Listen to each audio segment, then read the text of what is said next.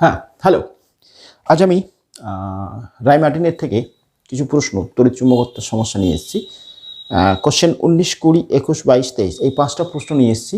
প্রশ্নগুলো অনেকেই রিকোয়েস্ট করেছিল আমাকে, স্যার এই প্রশ্নগুলো একটু করিয়ে দিন বিভিন্নভাবে, এইটা এত নম্বর এত নম্বর। আমি দেখলাম 19, 20, 21, 22, 23 হয়তো ছেলে মেয়েদের একটু সমস্যা হবে, সেই জন্য প্রশ্নগুলো খুব ইন্টারেস্টিং প্রশ্ন। এই প্রশ্নগুলো নিয়ে এসেছি। প্রথম প্রশ্ন 19, দ্বিতীয় 20, তৃতীয় 21, চতুর্থ 22 এবং পঞ্চম 23। এই 5টা প্রশ্ন আমি করে দেখাবো। তো এই প্রশ্নগুলোর কনসেপ্ট খুব ভালোভাবে বুঝে নেওয়ার চেষ্টা করব। আমরা আশা করি এই কনসেপ্টগুলো বুঝে নিলে এই সংক্রান্ত আরও কিছু সমস্যা যদি থাকে তাহলে আমরা সলভ করতে পারবো। তো চলো শুরু করি। আমি ট্রাইফিক্সের পক্ষ থেকে রমেন তোমাদের জন্য।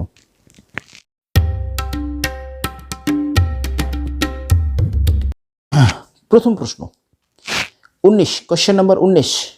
এ ও বি বিন্দুগামী দুটি ঋজু তারে কাগজের তলের সাপেক্ষে খাড়া ওপরের দিকে আই মানে তড়িৎ প্রবাহ হচ্ছে। বিন্দু দুটির মধ্যে ব্যবধান আর। একই তলে তার দুটির থেকে আর দূরত্বে অবস্থিত পি বিন্দুতে চৌম্বক ক্ষেত্রের মান নির্ণয় করো। প্রশ্নটা মন দিয়ে পড়ো। ওকে, পড়ার পর আমি প্রশ্নটাকে আগে ড্রয়িং করে বুঝবার চেষ্টা করছি প্রশ্নটাতে কি বলে দেওয়া হয়েছে এবং কি চাওয়া হচ্ছে। আমাদের ক্ষেত্রে বলে দেওয়া হচ্ছে যে একটা তল, এই বোর্ডের তলে সঙ্গে লম্বভাবে এইরকম দুটো তার আছে, এরকম দুটো তার চলে গেছে। তাহলে তারটা যেহেতু এই তলের ওপরে আছে, তা আমি ওপরের অংশটাকে সলিড লাইন দিলাম, নিচের অংশটাকে ডট ডট লাইন দিলাম। ওকে, এদের মধ্যেকার ডিস্টেন্স কত বলা হচ্ছে? এদের মধ্যেকার ডিস্টেন্স বলা হলো আর। ওকে, এবারে বলা হচ্ছে এই দুটো তার থেকে আর দূরত্বে, সমান দূরত্বে, এখান থেকে এই তারটার দূরত্ব, এই বিন্দুটার দূরত্ব হবে আর, এবং এখান থেকেও এই বিন্দুটার দূরত্ব হবে আর। এই দূরত্বটাও আর বলে দেওয়া হলো এবং এই দূরত্বটাও আর বলে দেওয়া হলো। ওকে, তাহলে এই বিন্দুটা কি বিন্দু বলা হচ্ছে? পি বিন্দু। ওকে, এই পি বিন্দুতে চৌম্বক ক্ষেত্র প্রাবল্যের মান জানতে চাওয়া হচ্ছে। প্রবাহ হচ্ছে দুটোর মধ্য দিয়ে বলে দেওয়া হচ্ছে আই এবং আই। এই পি বিন্দুতে ক্ষেত্র প্রাবল্যের মান নির্ণয় করতে বলা হয়েছে। ওকে, আচ্ছা, তাহলে এই তার এবং এই তারের জন্য এই বিন্দুতে ক্ষেত্র প্রাবল্য নির্ণয় করতে বলা হলো। আমরা একটা তারের থেকে আর দূরত্বের কোনো বিন্দুতে চৌম্বক ক্ষেত্র প্রাবল্যের মান কত তা দেখেছি। তারটা যেহেতু বলে দিয়েছে তোমাদের ক্ষেত্রে বিন্দুগামী দীর্ঘ ঋজু তার। ওকে, দীর্ঘ ঋজু তার, একটা তার, এরকম একটা তার, তার থেকে যদি আর দূরত্বের কোনো বিন্দুতে চৌম্বক ক্ষেত্র প্রাবল্য হয় বি μ0/4π ইন্টু 2i, এর মধ্য দিয়ে প্রবাহ যদি আই হয় 2i/r। এটা আমরা ক্যালকুলেশনে পেয়েছিলাম। ওকে, মান পেয়েছিলাম। এই তার এবং এই তার, এই দুটো তারের জন্য এই বিন্দুতে ক্ষেত্র প্রাবল্য যখন নির্ণয় করতে চাইছি, তখন দুটোর জন্য চৌম্বক ক্ষেত্র প্রাবল্য হবে। যেহেতু চৌম্বক ক্ষেত্র প্রাবল্য ভেক্টর রাশি, তাহলে তাদের লব্ধিটা ফাইন্ড আউট করতে হবে। তাহলে দুটো তারের জন্য বেরোবে। ওকে, এবারে আরেকটা কনসেপ্ট কি শিখেছিলাম না, একটা তার, তার থেকে এইরকম দূরত্বে আর দূরত্বের কোনো বিন্দুতে চৌম্বক ক্ষেত্র প্রাবল্যের মান হবে এইটা। ওই ক্ষেত্র প্রাবল্যের অভিমুখ কি হবে? আমরা কি নিয়ম করেছিলাম? রাইট হ্যান্ড পাম রুল, সব থেকে ভালো রুল, এবং খুব সহজে এটাকে আমি করতে পারবো। কি বলেছিলাম না, এই যে বুড়ো আঙুল, বৃদ্ধাঙ্গুলি, এই আঙ্গুলের অভিমুখ আমরা যদি প্রবাহের অভিমুখে দেখাই এবং যে বিন্দুতে ক্ষেত্র প্রাবল্য নির্ণয় করব, বাকি আঙুলগুলো সেদিকে বাড়াবো।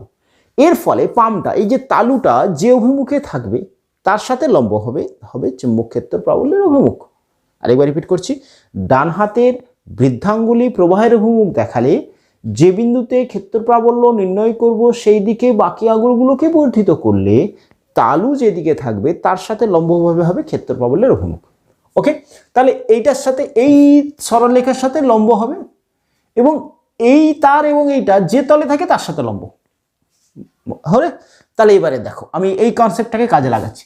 তাহলে এই একটা তার, এর জন্য এই দূরত্বটা, এই তার থেকে এই দূরত্বটা আমি ধরে নিচ্ছি, এইটা ধরে নিচ্ছি এ। তাহলে এপির সাথে কি হবে? এইটা পারপেন্ডিকুলার হবে, লম্ব হবে।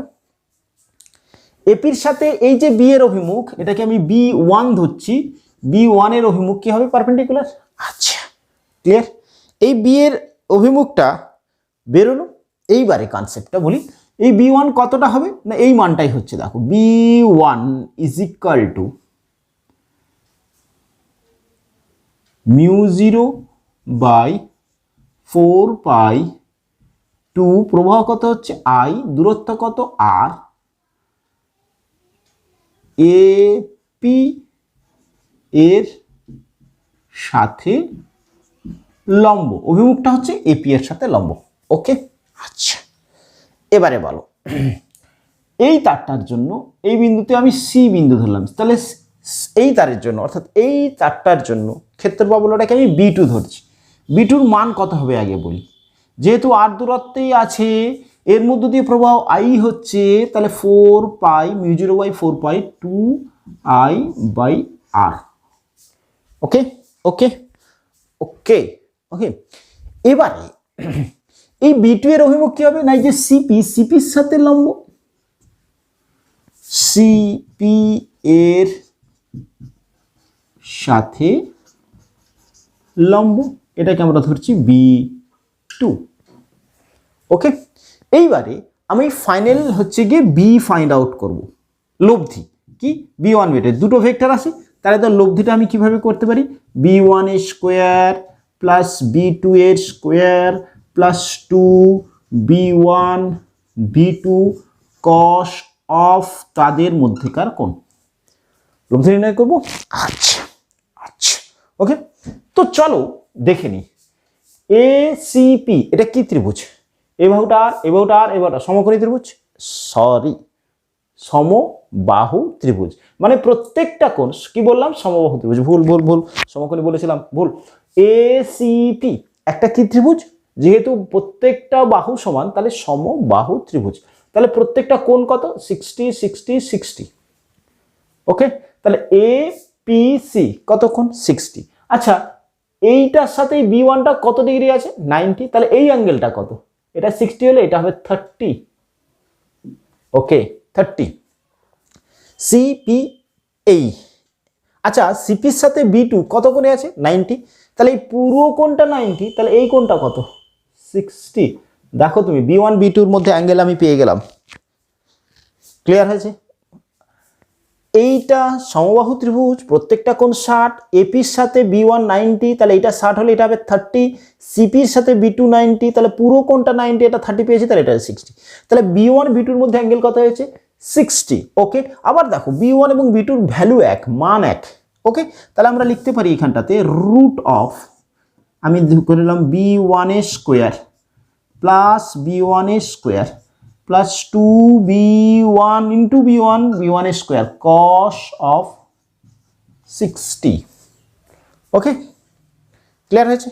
তাহলে দেখো রুট ওভার অফ এই দুটোই যোগ করলে 2B1 plus 2B1 sorry B1 square into half, cos 60 মান হাফ। ওকে, তাহলে কি দাঁড়াচ্ছে 2, এই 2টো কাটছে, তাহলে দাঁড়াচ্ছে root of 2B1 square plus B1 square সমান রুট 3B1, তাহলে রুট 3B1 এর ভ্যালু পেয়েছো μ0 বাই 4π2I বাই R। বলো ক্লিয়ার হয়েছে, দেখে নাও পুরোটা, পুরোটা দেখে নাও, পুরোটা দেখে নাও, কনসেপ্টটা ক্লিয়ার হয়েছে কিনা বলো, ক্লিয়ার হয়েছে। আচ্ছা, এরপরে আসছি আমরা দ্বিতীয় প্রবলেমে।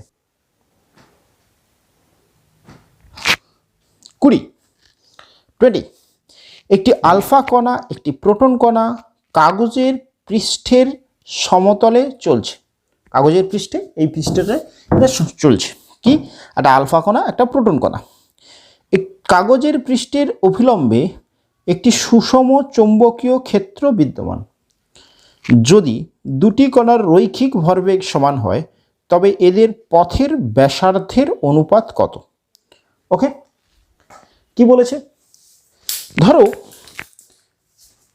এই যে বোর্ডের তল, এই বোর্ডের তলে দুটো কণা যাচ্ছে, একটা আলফা কণা একটা প্রোটন কণা, এই বোর্ডের সাথে লম্বভাবে একটা চৌম্বক ক্ষেত্র ক্রিয়াশীল আছে, বি চৌম্বক ক্ষেত্র ক্রিয়াশীল আছে। যখনই আহিত কণা একটা চৌম্বক ক্ষেত্রের মধ্যে গতিশীল থাকবে তখনই তার মধ্যে কি সৃষ্টি হবে, একটা বৃত্তীয় গতির সৃষ্টি হয়। ওকে, সেই বৃত্তীয় গতি সৃষ্টি হওয়ার কারণ হচ্ছে গিয়ে চৌম্বক ক্ষেত্রে গতিশীলতা। এই গতিশীলতার জন্য এর উপর একটি চৌম্বক বল ক্রিয়াশীল হয়। চৌম্বক বলের মান কত বেরিয়েছিল, এফ ইজ ইকাল টু বেরিয়েছিল Q into V cross B. Okay, আচ্ছা, এই বলটা অভিকেন্দ্র বল রূপে কাজ করে, ফলে এই কণাগুলোর মধ্যে একটা বৃত্তীয় গতি সৃষ্টি হয়। বৃত্তীয় গতি সৃষ্টি হয় মানে এর যে ব্যাসার্ধ, সেই ব্যাসার্ধটা কত এর এবং এদের অনুপাত নির্ণয় করতে বলা আছে। আরেকটি ডাটা দেওয়া আছে যা হলো গিয়ে পি অফ আলফা, অর্থাৎ ভরবেগ, আলফা কণার ভরবেগ সমান ভরবেগ অফ প্রোটন। ক্লিয়ার? আচ্ছা, এক্ষেত্রে কনসেপ্টটা কি ছিল, এই যে এফ, এটা কি বলের যোগান দিচ্ছে, অভিকেন্দ্র বলের যোগান দিচ্ছে, যা কিনা কেন্দ্রাভিমুখী ছিল।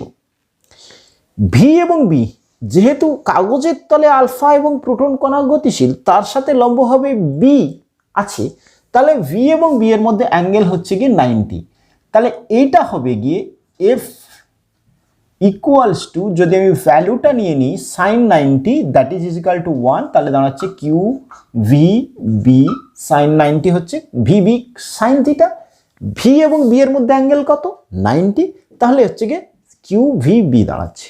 যেটা কি বলের যোগান দিচ্ছে আমি বলছি, যেটা হচ্ছে গিয়ে অভিকেন্দ্র বলে। যে অভিকেন্দ্র বলের রাশিমালা কি ছিল, যদি আহিত কণাটা ভি বেগে চলে তাহলে এম ভি স্কোয়ার বাই তার ব্যাসার্ধ, দ্যাট ইজ, এটার থেকে আমরা পাচ্ছি Q B is equal to, এই ভি একটা ভি কেটে গিয়ে থাকছে এম ভি বাই আর। তাহলে আর সমান আমরা পাচ্ছি M V by Q B. বলো, ক্লিয়ার? এম ভি মানে কি, ভরবেগ, তাহলে এইটা থেকে আমরা লিখতে পারি ভরবেগ বাই কিউ বি। ব্যাসার্ধের রাশিমালা পেয়েছি। আচ্ছা, এবারে আমরা বলি আলফা কোণার জন্য আর alpha is equal to P alpha by Q of alpha, আর আলফা কোণার আধান ইন্টু বি। বি দুটো চুম্বক ক্ষেত্রে, একই চুম্বক ক্ষেত্রে গতিশীল, বি আমি ধরেছি তার মান, আর R of P is equal to P of P, অর্থাৎ ভরবেগ প্রোটনের কিউ বাই পি, প্রোটনের আধান ইন্টু বি। অনুপাত জানতে চাওয়া হয়েছে, তাহলে R alpha by R P is equal to P alpha by Q alpha into B into P P, ভরবেগের প্রোটনের ভরবেগ কিউ পি ইন্টু বি। দেখো এই দুটোকে সমান বলেছে, পি আলফা পি, এইটা তাহলে কেটে যাচ্ছে, বি বি কাটছে, তাহলে থাকছে Q P by Q alpha. অর্থাৎ এই যে দুটো কণা আলফা এবং প্রোটন, তাদের ক্ষেত্রে তাদের আধানের অনুপাত আমরা জানি Q of P is equal to, যদি কিউ ধরে নিই তাহলে কিউ অফ আলফা তার দ্বিগুণ, তাহলে দাঁড়াচ্ছে এটা Q by two Q is equal to 1/2। তাহলে R alpha is to R P is equal to 1:2। Okay, বলো কনসেপ্টটা ক্লিয়ার হয়েছে? হয়েছে তো? চলো আসছি আমরা পরের প্রবলেম। ওকে, কোয়েশ্চেন নাম্বার 21। বাহ্যিক চুম্বক ক্ষেত্রের সমান্তরালে রাখা একটি চুম্বক শলাকাকে 60 ডিগ্রি কোণে ঘোরাতে ডাব্লিউ পরিমাণ কার্য করতে হয়। শলাকাটিকে ওই অবস্থানে স্থির রাখতে কত টর্ক প্রয়োগ করতে হবে? দেখো কি বলেছে, একটা চুম্বক ক্ষেত্র, এই চুম্বক ক্ষেত্রের সাথে একটি চুম্বক শলাকা সমান্তরালে আছে। ওকে,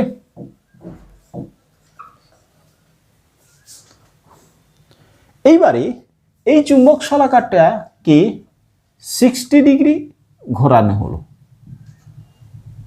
60 ডিগ্রি। এই 60 ডিগ্রি ঘোরাতে কাজ করতে হলো ডব্লু পরিমাণ। এটা সমান্তরালে ছিল চুম্বক ক্ষেত্রের সাথে, এটাকে ঘোরাতে ডব্লু পরিমাণ কার্যকর হলো, কত না 60 ডিগ্রি ঘোরাতে। এবারে বলেছি এই অবস্থানে যদি এটাকে স্থির রাখতে হয় তাহলে যে পরিমাণ টর্ক প্রযুক্ত হবে সেই টর্কের মান নির্ণয় করো। প্রশ্ন ক্লিয়ার? আমরা ডব্লু সমান অর্থাৎ কৃতকার্য সমান পেয়েছি এম যদি চৌম্বক ক্ষেত্রের মান বি হয় into 1 minus cos of theta, অর্থাৎ 0 থেকে থিটা অবধি এই ঘূর্ণনটা ঘটতে যে পরিমাণ কৃতকার্য করতে হয় তার মান ডব্লু সমান M into B into 1 minus cos theta. M কি? চৌম্বক ভ্রামক। বি কি? চৌম্বক ক্ষেত্র, চৌম্বক ভ্রামক। আচ্ছা, বি কি? চৌম্বক ক্ষেত্র। আশা করি এই কনসেপ্টটা তোমাদের আছে। আচ্ছা, এবারে তাহলে কি হচ্ছে, 0 থেকে 60 ঘুরিয়েছ, ডব্লু পরিমাণ কত হচ্ছে? W is equal to M B, 0 মানে 1 থেকে 60, 0 থেকে 60 থিটা ঘোরালে এটা, এখানে 0 থেকে 60 ঘুরিয়েছ। আচ্ছা, তাহলে দাঁড়াচ্ছে M B into 1 minus half, cos 60 মান হাফ, এটা বিয়োগ করলেও 1 থেকে হাফ হাফই দাঁড়ায়, তাহলে দাঁড়াচ্ছে M B by 2। Okay, W সমান। এবারে বলেছি এই অবস্থাতে আছে, এখন টর্কের মান কত? টর্কের মান টাও ইজ ইকাল টু হয় এম বি, আমি মড ধরে নিই, M B sine theta, M B sine theta, M cross B হয়, তাহলে আমি মড মানটা নিয়েছি, তাহলে এম বি সাইন থিটা নিয়েছি। এম বি সমান কি পাচ্ছি এখান থেকে? 2W সাইন 60 কত ডিগ্রি কোণে আছে? 60, তাহলে 2 साइन 60 ভ্যালু √3/2, 2 ने 2 को मार डाला, दैट इज দাঁড়াচ্ছে 3√3W, অর্থাৎ কতটা টর্ক প্রযুক্ত করতে হবে ওই অবস্থাতে স্থির রাখতে গেলে √3W পরিমাণ। ওকে, প্রবলেমটা ক্লিয়ার? চলো আসছি। আর ব্যাসার্ধের দুটি একই প্রকারের সমকেন্দ্রিক কুণ্ডলীর তল পরস্পরের সমকোণে অবস্থিত। তল দুটির মধ্য দিয়ে তড়িৎ প্রবাহ যথাক্রমে I ও 2I হলে কেন্দ্রে লব্ধ চৌম্বক আবেশ নির্ণয় করো। ক্লিয়ার? কি বলেছে? 22 নম্বর প্রবলেম। এইরকম একটি কুণ্ডলী আছে, তার কেন্দ্র এইটা, ওই একই কেন্দ্র করে আরেকটি কুণ্ডলী আছে এইরকম, তারা পরস্পরের লম্ব। ওকে, এটা একটা তলে আছে, এটা একটা তলে আছে। ক্লিয়ার? এবারে বলছে এইটার মধ্য দিয়ে প্রবাহ, একটার মধ্য দিয়ে বলছে I আর আরেকটার মধ্য দিয়ে 2I। ওকে, এই কেন্দ্র ওতে লব্ধ চৌম্বক ক্ষেত্র প্রাবল্য বা চৌম্বক আবেশ নির্ণয় করো।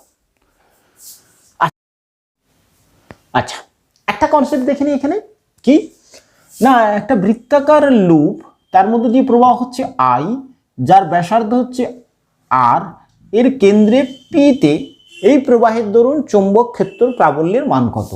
B সমান μ0I/2R।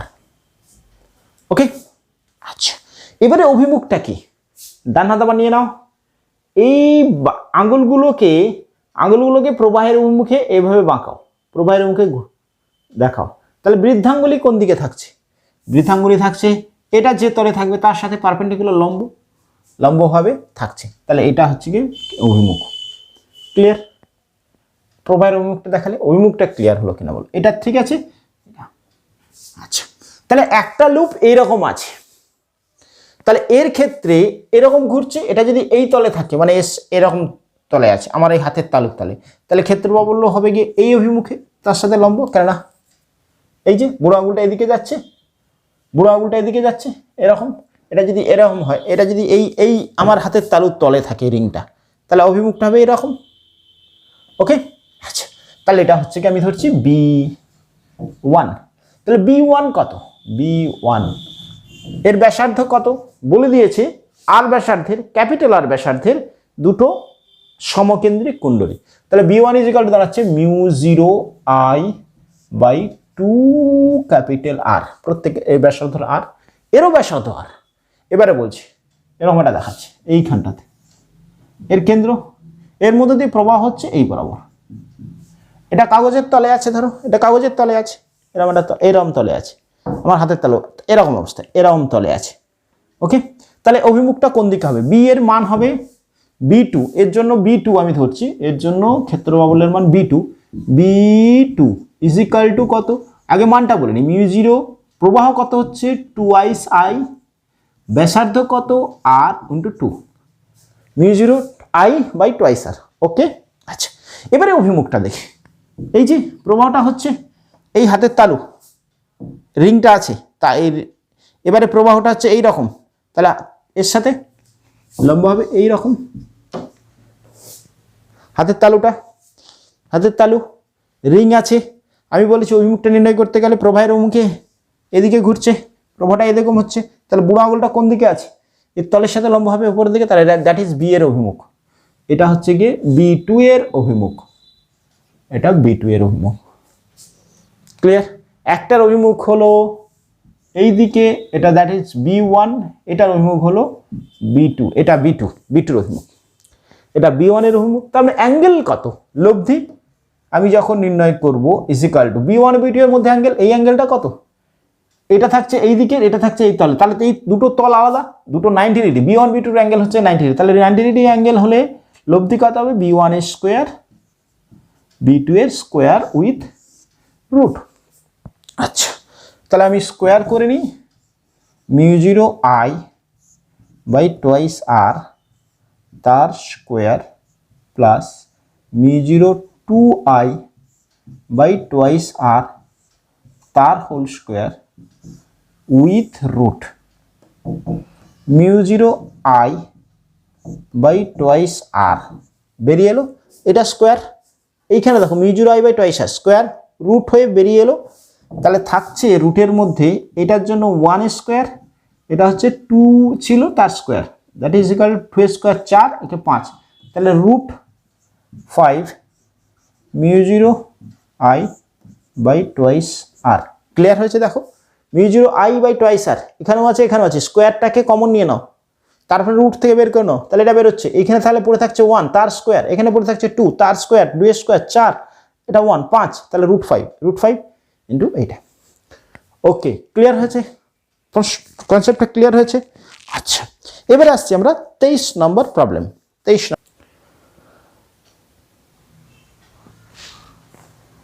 ওকে, চলো 23 নম্বর প্রবলেম কি বলেছে, 4.0 × 10⁻³ K টেসলা একটি চুম্বক ক্ষেত্রে 1.0 × 10⁻৯ কুলম আধানযুক্ত এবং XY তলে চলমান একটি কণার উপর ক্রিয়ারত বলের মান দেওয়া আছে, এটা কণাটির বেগের মান নির্ণয় করো। কি কি দেওয়া আছে? চুম্বক ক্ষেত্রের মান দেওয়া আছে B, কত দেওয়া আছে, 4.0 × 10⁻³ K ক্যাপ টেসলা। আধানের মান দেওয়া আছে Q is equal to 1.0 × 10⁻৯ কুলম। আর দেওয়া আছে F, যে বলটা ক্রিয়াশীল হচ্ছে সেই বলটার মান কত দেওয়া আছে, 4.0 I cap plus 3.0 J cap into 10⁻10 Newton. Find out করতে বলেছে ভিটা কত নির্ণয় করতে বলেছে। ওকে, চলো এটা কোথায় যাচ্ছে বলছে, এক্স ওয়াই তলে। তাহলে ভি স্কেলার না ভেক্টর আছে, ভেক্টর আছে। তাহলে ভিটাকে আমরা ধরে নিচ্ছি কি এক্স, যেহেতু এক্স ওয়াই তলে আছে, তাহলে এক্স আই ওয়াই জে। আমাদের লক্ষ্য থাকবে এক্স এবং ওয়াই এর ভ্যালুটাকে বের করা, তাহলেই আমরা ভি এর ভ্যালু বের করতে পারবো, ভি কি নির্ণয় করতে পারবো। ওকে, আচ্ছা, এটা কি না একটা আহিত কণা চৌম্বক ক্ষেত্রে গতিশীল, তার উপরে চৌম্বক ক্ষেত্রে গতিশীলতার কারণে ওই আহিত কণার উপর একটি বল প্রযুক্ত হয়। বলের রাশিমালা আমরা ফাইন্ড আউট করেছিলাম কি, এফ সমান Q into V cross B. Okay, আচ্ছা, এবারে এইখানে বি দেওয়া আছে, এফ দেওয়া আছে, কিউ দেওয়া আছে, ভি ফাইন্ড আউট করতে হবে। আচ্ছা, এখানে আমরা কিউ এর মানটা লিখে নিই, কত, আমরা শুধু লিখে নিচ্ছি 10 টু দি পাওয়ার -9, 1 দিয়ে 10 টু দি পাওয়ার -9 কে গুণ করে 10 টু দি পাওয়ার 9। আচ্ছা, ভি কত ধরেছি, X I cap plus Y J cap cross B. B এর ভ্যালু কত, 4 into 10 to the power -3, 4 into 10 to the power -3 K cap. Okay, আচ্ছা, এবারে ক্রস মাল্টিপ্লিকেশন করি, ক্রস মাল্টিপ্লিকেশন করছি 10 to the power -9 cross multiplication করছি I cross K. আচ্ছা, দেখে নি I J K, I cross K, I cross K minus J, তাহলে এটা দাঁড়াচ্ছে 4 into 10 to the power -3 into x into minus J cap, I cross কে, বাকি cross multiplication আছে। ওকে, I cross কে আমরা এই রকমে ঘুরলে প্লাস, বিপরীত দিয়ে ঘুরলে মাইনাস, তাহলে আই ক্রস কে অপর ভেক্টর জে হবে, যেহেতু এইভাবে অ্যান্টি ক্লকওয়াইজ ঘুরেছি তাহলে এটা minus J, J cross K plus 4 into 10 to the power -3 into Y J cross K, তার হচ্ছে আই ক্যাপ। ক্রস করণ হয়েছে।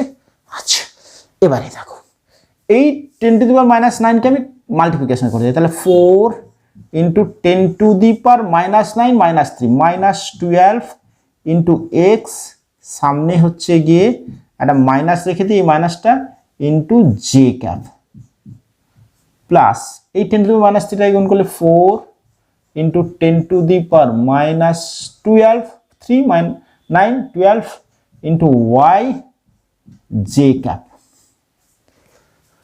আচ্ছা, এফ এর ভ্যালু কত বলে দেওয়া আছে, এফ এর ভ্যালু বলে দেওয়া আছে এখানটাতে, এফ এর ভ্যালুটা এবার লিখিনি, এফ এর ভ্যালুটা বলে দেওয়া আছে 4 into 10 to the power -10 I cap plus 3 into 10 to the power -10 J cap. তাহলে আয়ের সহগ জের সহগ সমান হবে। আচ্ছা, এইটাকে তুলনা করে আমরা পাচ্ছি আয়ের সহগ কি আছে এখানে 4 ইন্টু 10 টু দি পাওয়ার -10, এখানে আয়ের সহগ কি আছে is equal to 4 into 10 to the power -12 into Y. তাহলে ওয়াই কত হচ্ছে, ওয়াই হচ্ছে কি 10 টু দি 4 কেটে যাচ্ছে, এদিকে থাকছে 10 টু দি পাওয়ার -10, এপাশ থেকে চলে গেল 10 টু দি পাওয়ার -12, এটা ওপরে উঠলে 10 to the power +12, 10 to the পাওয়ার তার মানে 100, ওয়াইয়ের ভ্যালু বেরোলো 100। ওকে, এবার আসছি জের সহগ কি আছে এখানে 3 into 10 to the power -10 is equal two জের সহগ আছে 4 into 10 to the power -12 into x. তাহলে এক্স কত পাচ্ছি 3/4 ইন্টু 10 টু দি পাওয়ার -10 থেকে -10 উপরে 100 হয়ে যাচ্ছে। ওকে, আচ্ছা, তাহলে কত হচ্ছে এটাকে 300কে 4 দিয়ে ভাগ করছি, 4 7 28, 4 5 20, 75। ওকে, তাহলে এক্স এর ভ্যালু কত বেরোলো 75, ওয়াই এর ভ্যালু কত বেরোচ্ছে 100। তাহলে ভি এর ভ্যালু, ভি হলো বেগ হলো কত 75 I cap plus 100 J cap. Okay, দেখো 75 বেরিয়েছে এক্স এর ভ্যালু, 100 বেরিয়েছে ওয়াই এর value, 75 into I cap 100 J cap, এটা হলো বেগের মান। বলো কনসেপ্টটা পিওর ম্যাথামেটিক্স, শুধু কনসেপ্টটা এইটুকু প্রয়োজন। আমরা যদি চৌম্বক বলের রাশিমালা জানি তাহলে আমরা এই ফর্মুলার ক্যালকুলেশনটা সিম্পল করতে পারবো, এখানে মধ্যে কোনো ফান্ডামেন্টাল আর কোনো কনসেপ্ট নেই। ওকে, চলো আসছি পরের ক্লাসে।